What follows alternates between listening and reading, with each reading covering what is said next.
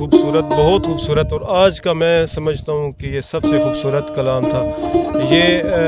अच्छा, ये ख़ुद ईसाई जी ख़ुद बताएंगे कि ये इंसान की रूह और इंसान के जिस्म के मुतल्लिक़ था कि जब रूह इंसान की परवाज़ कर जाती है तो सारा कुछ ख़त्म हो जाता है, ज़िंदगी का जो खेल है।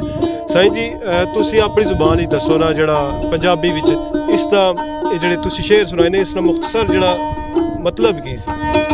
इंदा सरकार मतलब है कि जदों इंसान दे अंदरों रूह परवाज हो जाता है ना, बाकी खाली खोखा ही है। हाँ जी, ये वो पंछी है जो इंसान दे अंदरों उड़ जावे ना, बाकी खाली पिंजरा ही है। इस पंछी की मैं गल की है कि कागजां दी बेड़ी वांगू दिल मेरा डोलदा, उड़ जाना पंछी जेड़ा बंदिया विच तेरे बोलदा।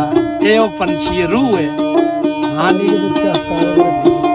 बहुत खूबसूरत जी, बहुत खूबसूरत। जदों पेड़ी पानी दे विच तरदी है तो समझो डोलदी है।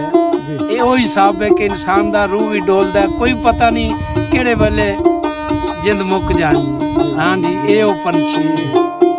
नज़रीन, आपने आज ही हमारी वीडियो देखी है। हमारे इर्द गिर्द भी काफ़ी लोग हैं जो बड़ी खूबसूरत जगह पे हम बैठे हुए, काफ़ी जो बकरियां चराने वाले और जानवर माल मवेशी जो लोगों ने रखे हुए हैं वो भी काफ़ी हमारे बैक कैमरा पे बैठे हुए हैं। तो उन लोगों ने भी देख के काफ़ी एंजॉय किया है।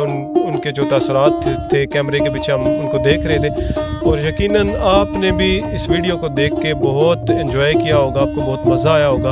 और अब आपको अगर वीडियो अच्छी लगे तो यकीनन इसको लाइक शेयर और चैनल को सब्सक्राइब ज़रूर कीजिएगा। इजाज़त दीजिए, अल्लाह हाफिज़।